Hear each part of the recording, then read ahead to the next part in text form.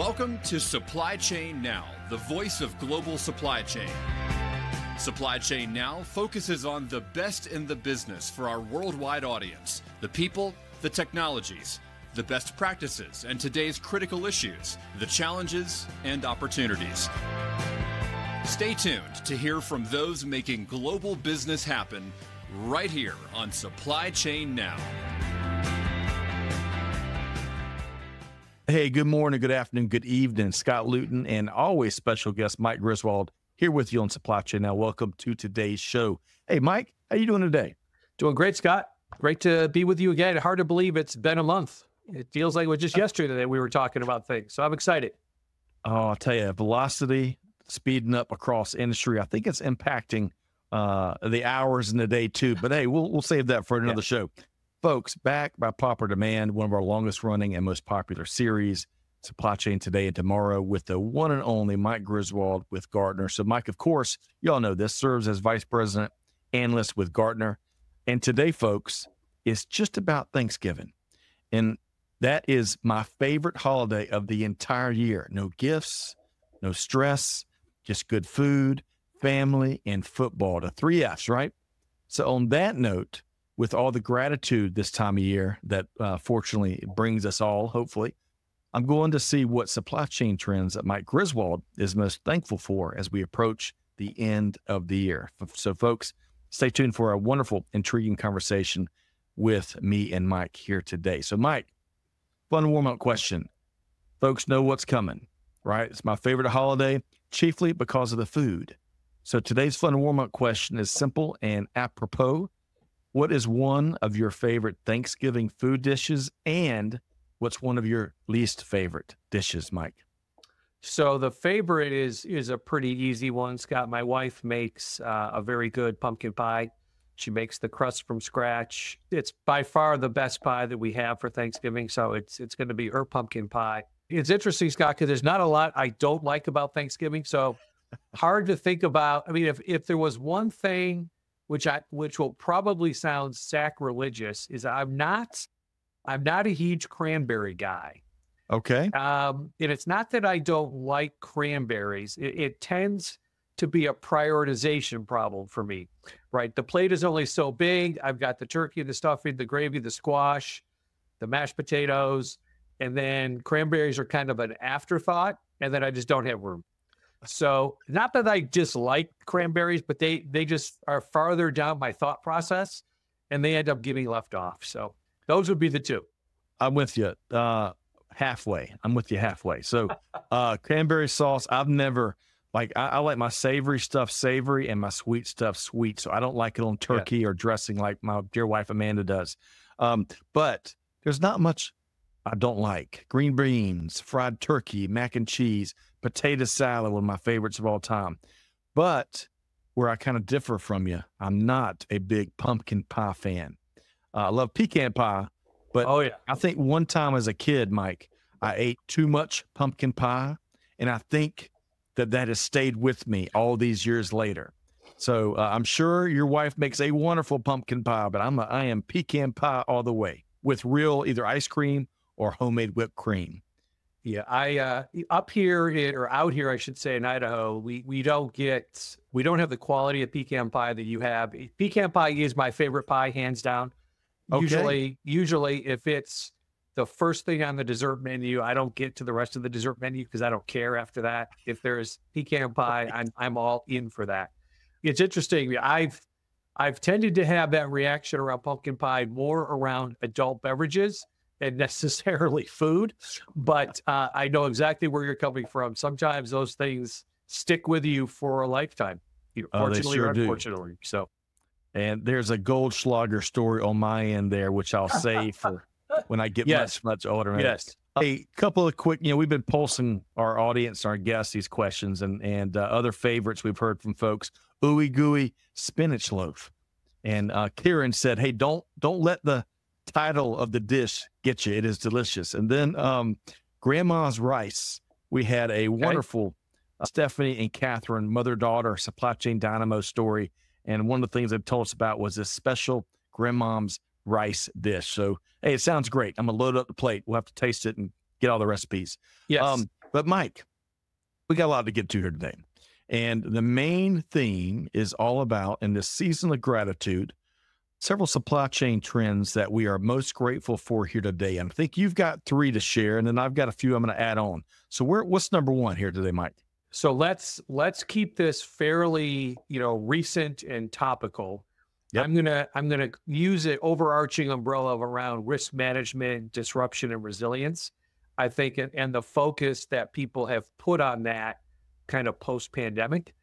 But even now, after Tuesday, right, there's been a lot of, I guess for those folks maybe not from the U.S., we had a huge election on the first Tuesday of November.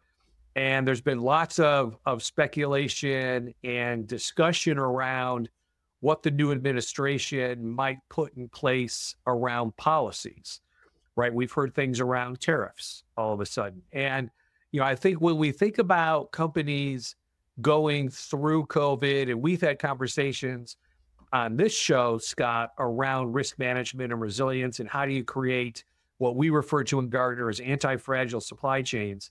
Right. This idea of having a risk playbook, this idea of reviewing that risk playbook fairly frequently.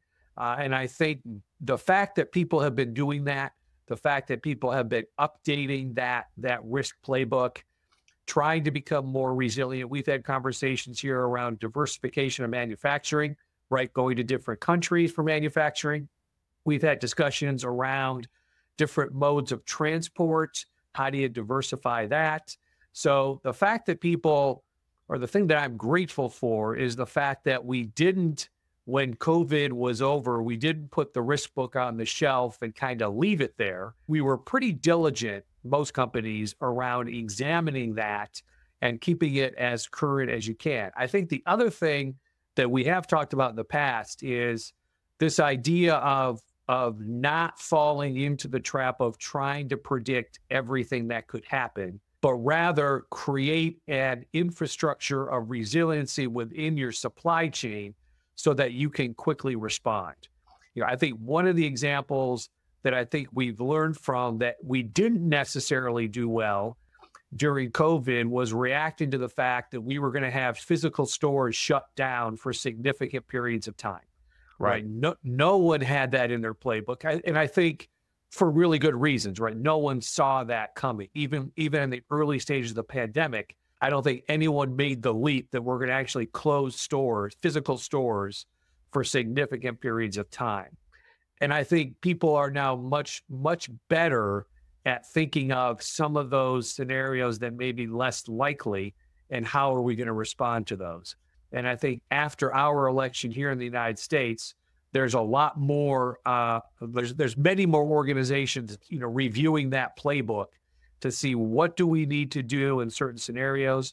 What are the capabilities that maybe we haven't invested in as quickly or as consistently as maybe we should have. So I think, what I'm thankful for and grateful for is the fact that we develop those playbooks and those risk mechanisms, and we have that good muscle memory that we're going to need again, I think, over the next, few months, and then potentially over the next couple of years. Undoubtedly, Mike, as I've heard it put one of our other guests, as he talks about kind of the 4 big buckets of risk, from on one end, your known knowns, to all the other end, the unknown unknowns, and all points in between.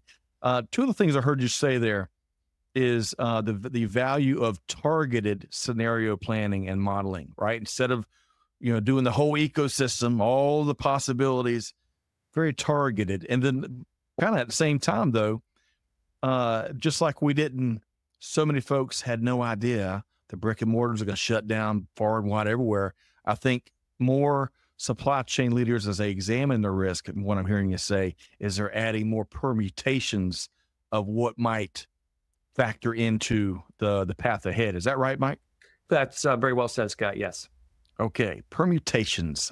They don't let me use that word too often around here. You got to have a certain intellect, and I fall just short of that bar pretty regularly. But Mike, all right. So the first one is that risk mitigation, risk management. I think number 2 you're going to talk about is disruption. No, I think that was it could be in that category, Scott. But I think when I think about the risk management stuff, there is an element of disruption in there. The second one that I'm going to highlight, I think, does or could be impacted as the new administration comes in. And one of the teams that I'm responsible for is around sustainability. And we've taken a lot of calls in the last 12 to 18 months around scope 3 emissions, and in particular, carbon. And for those who maybe not quite as familiar, scope 3 are the emissions and the carbon that's produced by your suppliers. Scope 1, scope 2, pretty straightforward. Those are the things that you control: electricity, trucks, transportation, the CO2 emitted by your transportation fleet, and so on. Those are all scope 1, scope 2. Scope 3 is really around the suppliers. And what we're hearing from our clients is this real desire to understand, how can we take some of these things out of the environment? How can we become more sustainable through partnering with our suppliers? If you talk to many organizations, I think they feel pretty good about the work that they've been doing around scope 1, scope 2.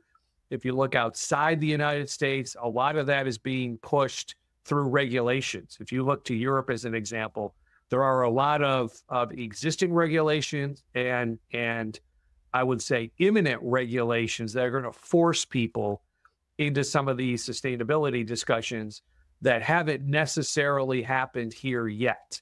And I think depending on where the current or the future administration puts an emphasis on those types of things or not, and to the degree that it looks like where those legislation would originate is going to be in a more conservatively held part of our government, we may not see the regulation type of push that we see in other places in the world. Regardless of that, though, it really comes down to these exercises around supplier segmentation. What suppliers, when we traditionally think of supplier segmentation, it's all about spend. And so what suppliers do we spend the most money with? And I think to a degree, some of that is still relevant, but it's also, I think, relevant how much carbon do those suppliers produce as well? And how do we start to segment our suppliers that way? How do we use technology to help track those emissions from our suppliers and our own emissions? So I think regardless of the political environment, there is enough pressure outside the United States for companies that are global, right? You may not necessarily have to worry about it for U.S. operations, but if you have operations pretty much in Europe, regulations are coming fast and furious, and they're going to be targeted around this idea of scope 3. So what am I thankful for around that? What I'm thankful for is we have places to look like Europe. We have companies to look at like companies in Europe who've already started to embrace this idea of scope 3. So there's things that we can learn. We have some case studies that we're going to be publishing in the not too distant future around companies that have done specifically things like segmentation with an eye towards scope 3. We've got some technology research to help people understand what role can technology play in this. So we've got the groundwork, I think, for this, Scott. But I also think it's, if I say grateful, but also add hopeful, I'm going to put kind of both of those together because I'm grateful that we've got the framework.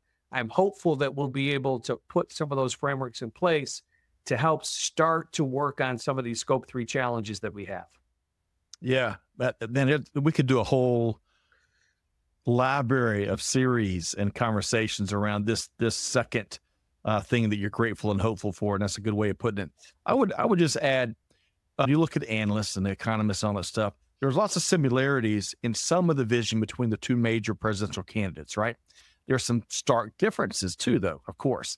And one of the big stark differences, I think, is what we're talking about here in terms of how each one would approach either speed up or slow down the regulatory environment here in the States of what that would manage how fast companies need to make more progress when it comes to scope 1, scope 2, scope 3, you name it. The good news here, politics aside, Mike, is you got a carrot and a stick, right? And with regulations, oftentimes they're talking about the stick, right?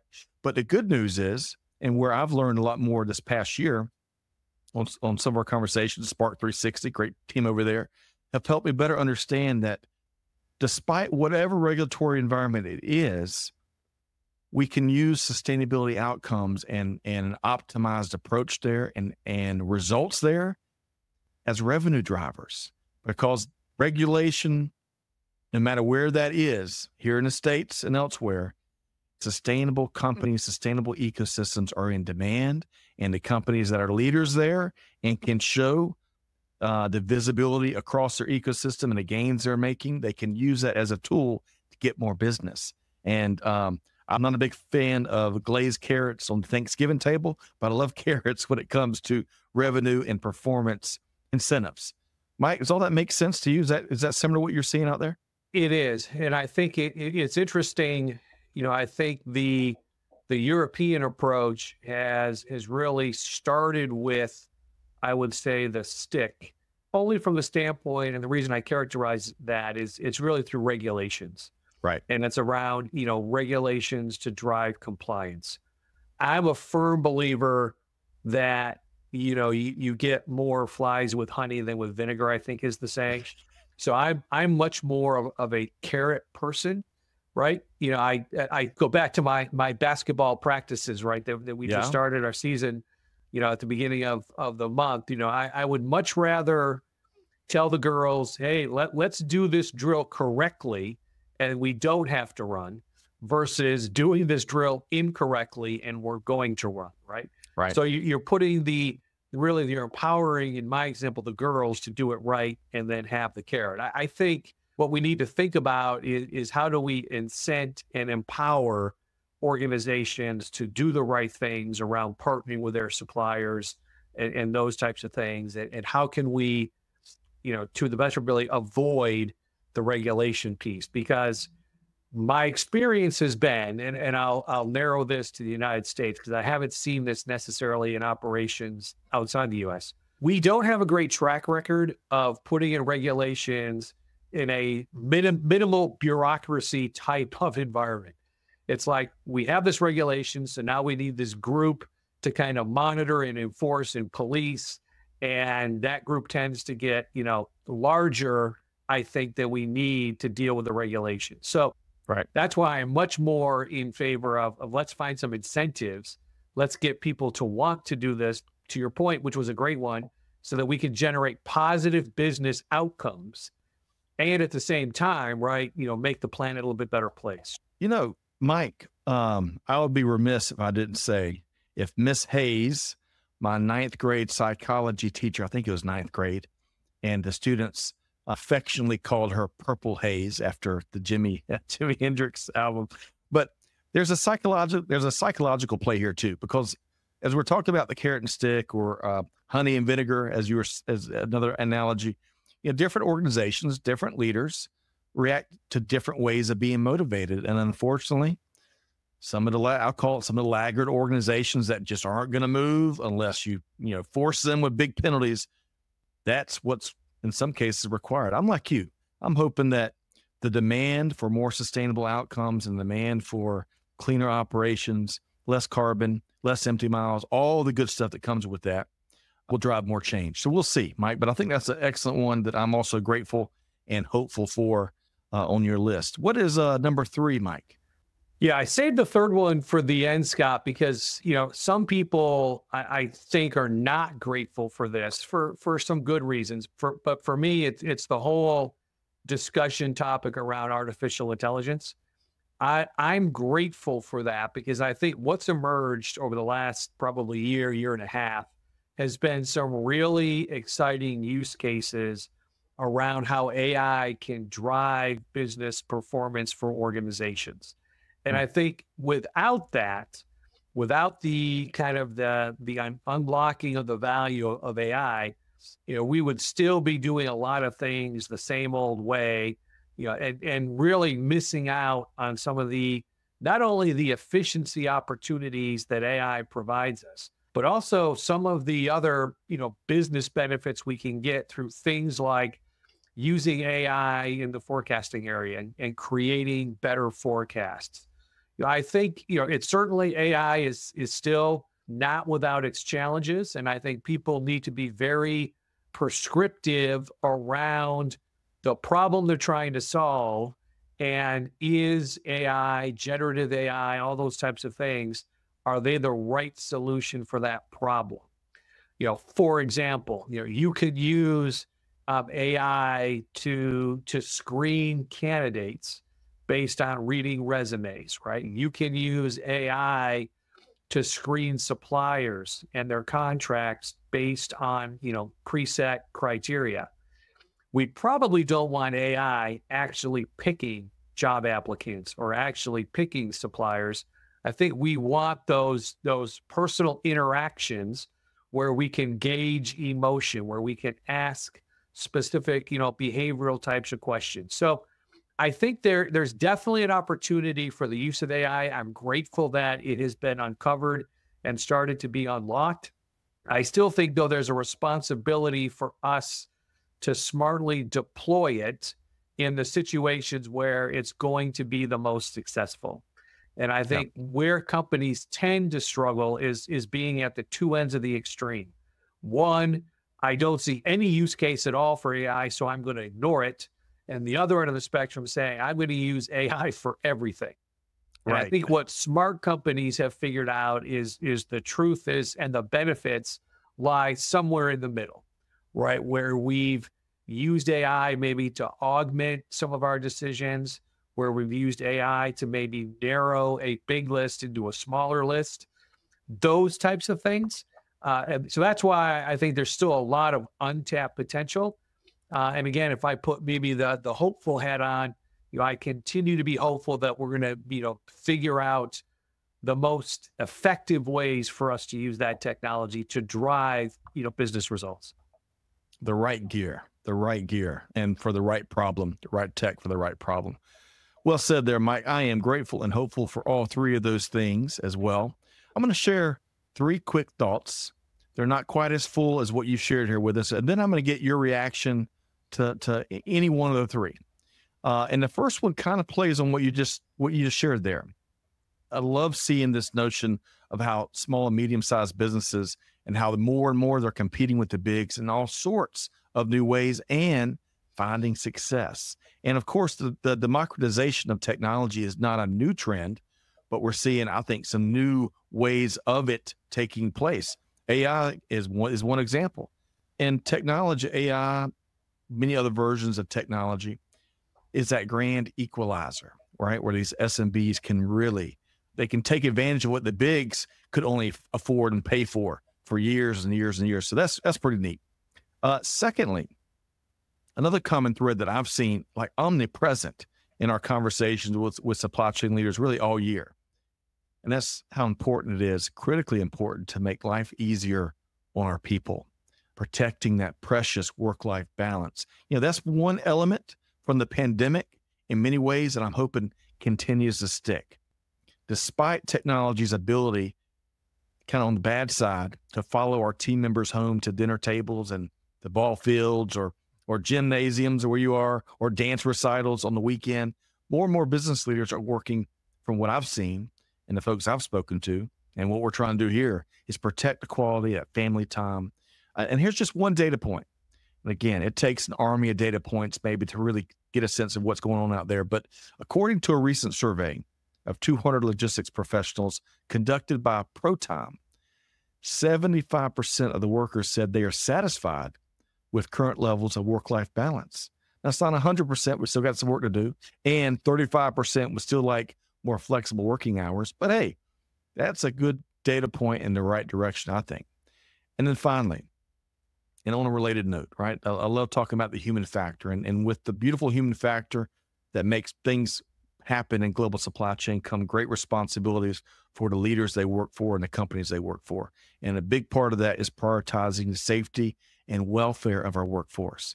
Here's a great data point.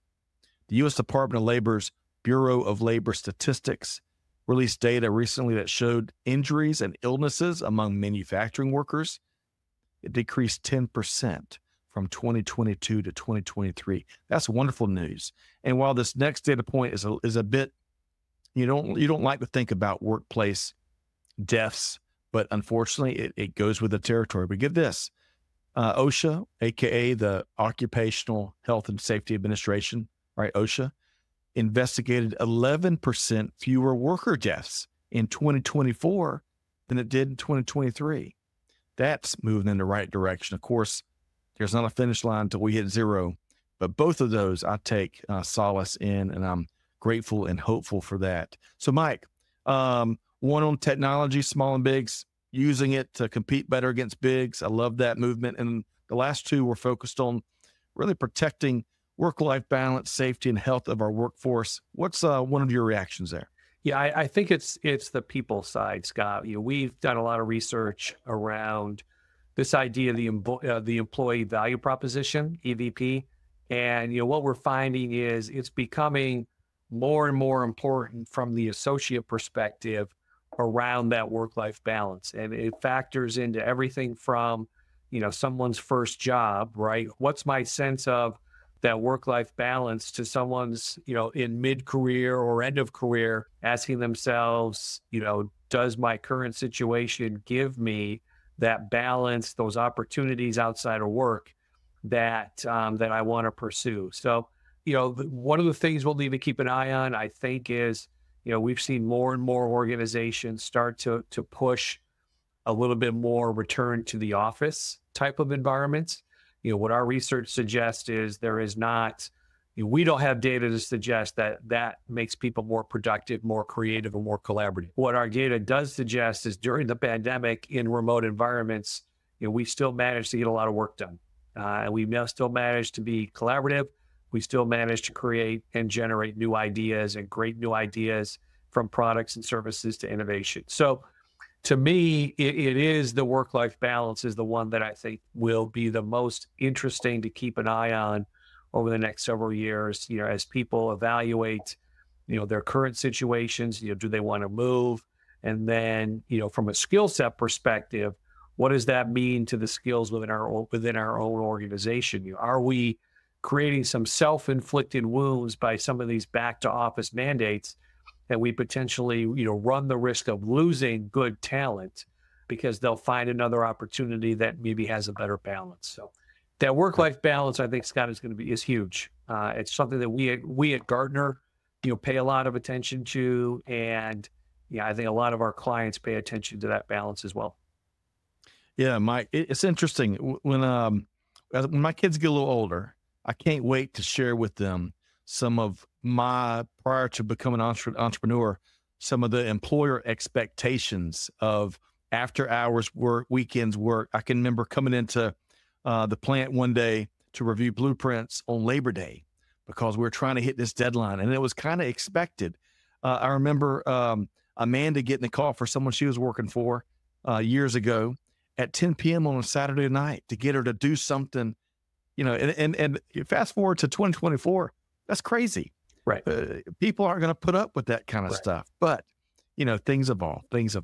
Okay, Mike, I'm excited. I've heard so many good things about the supply chain planning summit that took place in London a month or so ago. And of course, you've got the next one coming up in Denver in December. Our dear friend, Corinne Bursa, doing great things in supply chain. Of course, one of our wonderfully talented Supply Chain Now co-hosts here. She'll be there. Mike, why should if they've had their head in the sand somewhere, what's one reason folks should come out and check out those planning summits? Yeah, it's a great way to keep abreast of what's happening in the planning environment. At least our perspective from a people, process, and technology perspective, what's happening in the planning world. We have a great collection of suppliers in our solution showcase. So you have a mix of hearing from us on trends and practices, hearing from your peers, but also if you're in the need for some technology support, it's a great one-stop shop to look at planning, planning solution providers. One of the women on my team is delivering the keynote. Her name is Lindsay, and it's an excellent keynote around the evolution of planners into what we're referring to as decision shapers. And the personas that need to be emerging within planners to be able to be those true decision shapers. So I'm excited for it. That particular keynote did really, really well in London, and I'm excited to see how it does in Denver.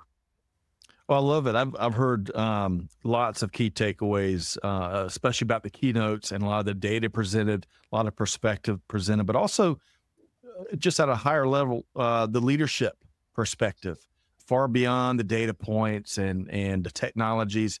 Lots of great perspective and positive feedback is what I'm hearing. So I hope I can't make Denver, Mike, but I want to make the next planning summit. And will it be London and Denver again in 2025? Anything you can share there?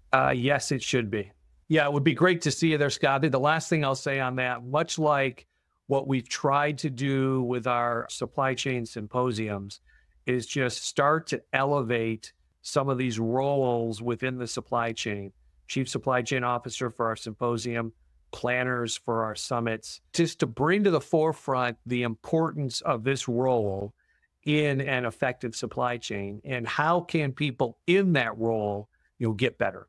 So we're excited to be able to shine, at least for a couple of days, the spotlight on demand planning. Somewhere, Greg White, I know, is super excited that we've got these planning summits and that we're continuing to highlight the important role of planners in any supply chain. Yes, I bet my hunch is he is down there enjoying the beautiful weather of Hilton Head Island in South Carolina while he continues to do big things in the industry. So, and kidding aside, I love lifting up the incredibly important role of the planner. They are the superheroes across supply chains everywhere. So kudos to the Gartner team for doing just that in many ways. Okay. Last question, Mike, the $1 billion question. How can folks connect with the one and only Mike Griswold? Sure. LinkedIn, email, probably in reverse order. I'm much more responsive to emails than I am to LinkedIn, but yeah, love to hear from folks, and any questions around any of our research in sustainability, talent, broader supply chain, just reach out to me. I'm happy to help. And just a heads up, if you want to bribe Mike, the way to do it is not with cranberry sauce. The way to do it maybe is on the pumpkin pie side, or really authentic in-season pecan pie. Yes. So I'll just a little advice for you all there.